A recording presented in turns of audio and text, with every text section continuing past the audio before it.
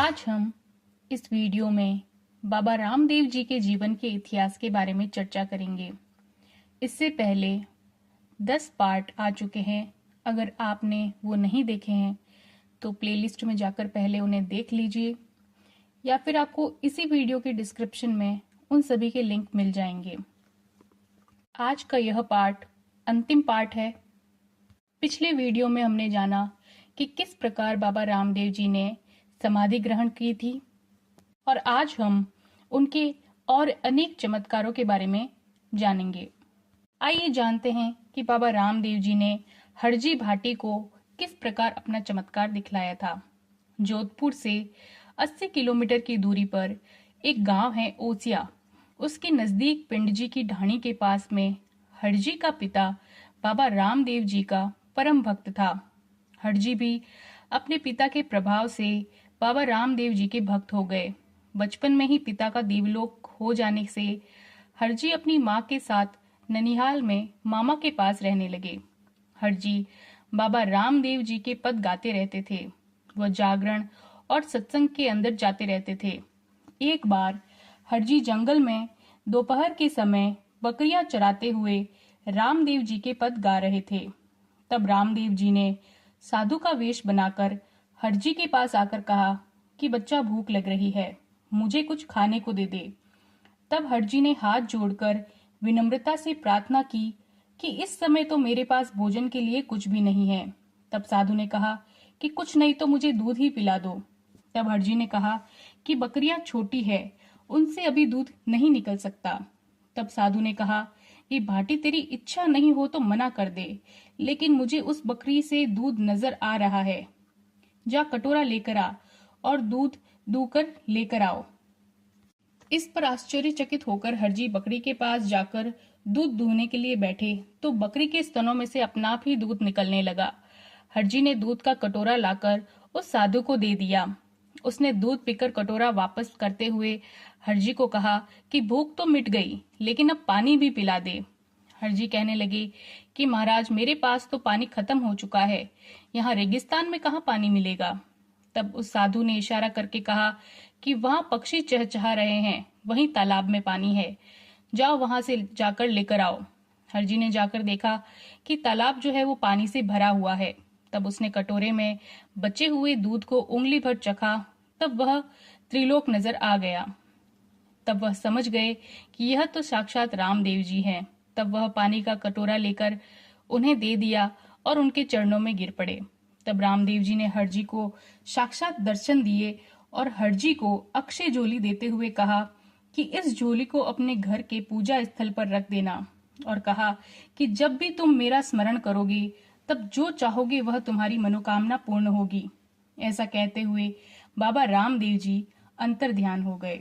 हरजी ने अपने बचे हुए जीवन को सब कामकाज छोड़कर सिर्फ और सिर्फ बाबा रामदेव जी के भजन कीर्तन में लगाया। एक बार हरजी रामदेव जी का प्रचार करते हुए जोधपुर के पास मसूरिया पहाड़ी के नीचे आकर रामदेव जी को जुम्मा जगाया और वहां पर भजन करने लगे। तब वहां पर काफी भक्त इकट्ठे होकर बहुत चढ़ावा चढ़ाया। तभी जोधपुर के हाकिम हजारीमल ने वहां आकर उसका घोड़ा और पूजा सामग्री और समस्त सामग्री जो है वो जब्त कर ली और हरजी को जेल में डाल दिया और कहा कि अगर तुम सच्चे हो तो यह कपड़े का घोड़ा अपने आप घास चढ़ने लग जाएगा। हरजी ने जेल में ही रामदेव जी के भजन गाना शुरू कर दिए। उधर हाकिम सोते सोते बिस्तर से गिर पड़े और उसी सपने में रामदेव जी दिखाई दिए और उन्होंने कहा कि तुम मेरे भक्त हरजी को छोड़ दो, नहीं तो तुम संपूर्ण रूप से नष्ट हो जाओगे। तब हाकिम उसी समय देखता है कि कपड़े का घोड़ा जो है वो घास चर रहा है और उछल कूद करके टांगे मार रहा है। तब हाकिम ने हरजी से माफी मांगी और उन्हें आजाद कर दिया। फिर पूरा राज दरबार रामदेव जी के उपासक बन गए। आइए अब जानते हैं कि बाबा रामदेव जी ने दलजी सेठ को किस प्रकार अपना चमत्कार दिखलाया था। एक बार मेवाड़ में एक दलजी नामक सेठ रहता था। उस सेठ के यहाँ पर किसी भी प्रकार की कोई भी कमी नहीं थी, लेकिन उसके कोई पुत्र नहीं था। तब एक साधु के कहने पर उन्होंने रामदेव जी की मान्यता मानकर कहा कि महाराज, हमारे पुत्र हो जाए तो हम आपके दर्शन करने आएंगे। इस प्रकार कि मन में इच्छा धारण की। तब 9वें मास में सेठ को पुत्र रत्न की प्राप्ति हुई। उस सेठ का पुत्र 5 वर्ष का हो गया। तब सेठ सेठानी और उसका पुत्र मुंडन संस्कार के लिए रामदेवरा पैदल रवाना हुए। उन्हें रास्ते में एक चोर मिला और उसने रामदेव जी की सौगंध खाकर उनके साथ रामदेवरा जाने के लिए सेठ सेठानी के साथ हो गया। लेकिन रास्ते में सेठ व उसके पुत्र को मार दिया और सारा धन माल लेकर भागने लगा। तब सेठानी रोने लगी और रामदेव जी को याद किया। उसी समय रामदेव जी प्रकट होकर चोर को मार दिया और उसका माल वापस लाकर उन्हें दे दिया और सेठ और उसके पुत्र को वापस जिंदा कर दिया।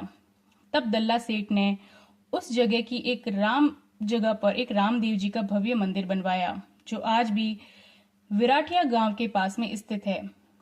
तब वहां सभी ऋणीचे गए और रामदेव जी की समाधि के दर्शन कर वापस अपने गांव आकर रामदेव जी के चमत्कारों के गुणों का गुणगान करने लगे। एक बार उगम जी ने तिलवाड़ा ग्राम में जाकर जुम्मा जगाया और वहां भजन कीर्तन करने लगे। उन्हें वहां की रानी रूपा दे को जुम्मा में आने का निमंत्रण दिया, लेकिन महाराज रामदेव जी को नहीं मानते थे, इसलिए उन्होंने रानी रूपा दे को जाने से मना कर दिया।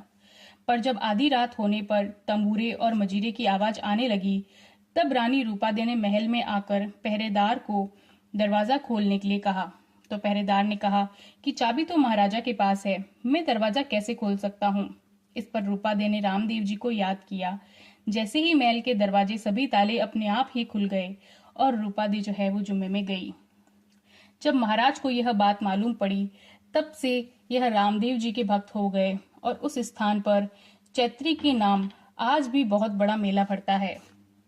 एक दिन हरजी अपने भक्तों के साथ में आबू पर्वत के पास एक गांव में जुम्मा जगाकर दूसरे गांव की ओर जा रहे थे। तब रास्ते में एक सूरा देवड़ा नामक एक डाकू मिला। सूरा देवड़ा डाकू ने हरजी भाटी और उनके अन्य भक्तों को चारों ओर से घेर लिया। हरजी भाटी सूरा डाकू से भयभीत होकर रुक गए। सूरा देवड़ा डाकू ने हरजी भाटी से कहा कि आपके पास तो कुछ भी है वो मुझे दे दो, वरना मैं आप सभी को मार डालूंगा। हरजी भाटी ने सूरा देवड़ा डाकू को कहा कि हमारे पास कपड़े के घोड़े के अलावा कुछ भी नहीं है। सूरा डाकू को इस बात पर गुस्सा आ गया और उसने तलवार लेकर हरजी भाटी और अन्य भक्तों को मारने के लिए जैसे ही वार किया, सूरा डाकू के हाथ पांव बेड़ियों से बंध गए। हरजी भाटी वो उनके सभी भक्त सूरा डाकू को यह हालत देखकर डरने लगे और अपने स्थान की ओर चल दिए। हरजी भाटी ने सूरा देवड़ा डाकू को कहा कि मनुष्य शरीर को पाकर भौतिक सुखों का त्याग करके मन पर काबू पाते हुए हरि चरणों में ध्यान लगाता है, वह मनुष्य संसार सागर को पार करता हुआ अमृतत्व को पाता है, वरना यहाँ पर अपने कर्म के अनुसार कष्टों को भोगना ही पड़ता है। हरजी भाटी का यह व्याख्यान सुनकर सूरा देवड़ा को आत्मज्ञान की प्राप्ति होते हुए ही वह बाबा रामदेव जी की भक्ति करने लगा और सूरा डाकू के बंधनों से मुक्ति मिल गई और बाबा रामदेव जी का वह भक्त हो गया। आइए अब जानते हैं कि मालदेव के बादशाह को बाबा रामदेव जी ने किस प्रकार अपना चमत्कार दिखलाया। मेवाड़गढ़ के राजा मालदेव बाबा रामदेव के परम भक्त थे। वह बादशाह को कर नहीं देते थे। बादशाह के कहने पर सूबेदार मिर्जा बेग ने फौज लेकर उसके नगर को चारों ओर से घेर कर चढ़ाई कर दी। राजा मालदेव के मन में रामदेव जी को याद करते हुए बाबा रामदेव ने मिर्जा बेग को 7 तवों को अपने भालों से भेदते हुए देखकर मिर्जा बेग बाबा रामदेव जी से भयभीत होकर अपनी फौज की ओर वापस लौट दिया। फिर मिर्जा बेग बाबा रामदेव जी के चरणों में गिर गया और क्षमा याचना मांगी और राजा मालदेव पर चढ़ाई न करने का संकल्प लिया। इस बात से बादशाह भी बाबा रामदेव जी की जय जयकार करने लगे और उनके परम भक्त बन गए। बाबा रामदेव जी के धारोजी चुल्ला परम भक्त थे। उस वक्त मारवाड़ में उगम सिंह जी एक सिद्ध पुरुष होने से उनकी प्रसिद्धि और ख्याति चारों तरफ फैली हुई थी। एक दिन उगम सिंह जी धारू जी के नगर में आकर रात्रि विश्राम किसी भक्त के यहाँ पर किया। भक्त ने उगम सिंह जी के आने पर सत्संग का आयोजन रखा तो सिद्ध पुरुष उगम सिंह जी के दर्शन हेतु सारे नगर के वासी वहां आने लगे। सिद्ध पुरुष उगम सिंह जी के उपदेशों से प्रभावित होकर धारू जी उगम सिंह जी के शिष्य बन गए। उगम सिंह जी को गुरु बनाकर धारू जी ने अपने घर की पूरी जिम्मेदारी हरजी को सौंपकर बाबा रामदेव जी की भक्ति में वह लीन हो गए। एक दिन अचानक धारू जी के पुत्र हरजी को पेट दर्द होने से वह मर गए। धारू जी के पुत्र को मरा हुआ देखकर नगर में सभी के चेहरे पर उदासी छा गई। उस समय बाबा रामदेव जी भी सफेद कपड़े पहने हुए घोड़े पर सवार होकर धारू जी की घर की ओर आकर देखा कि धारू जी बाबा रामदेव जी के ध्यान में लीन हैं, लेकिन उनकी आंखों से आंसू भी बह रहे हैं। बाबा रामदेव जी ने मृत हरजी के ऊपर से ढके हुए वस्त्र को उठाया और हरजी के सिर पर हाथ फेरते हुए कहा कि उठ जा। तब हरजी ने अंगड़ाई ली। फिर बाबा रामदेव शीघ्र ही धारू जी के घर के बाहर निकल गए। हरजी ने को उठते देखकर ही वहां पर सारे लोग एकत्रित हो गए। हरजी को लोग जीवित देखकर बाबा रामदेव जी को ढूंढने लगे, लेकिन बाबा रामदेव जी तो अंतर्ध्यान हो गए। धारू जी की भक्ति सफल हुई और अपने पुत्र को जीवित देखकर परिवार और नगर में खुशियां फैल गई।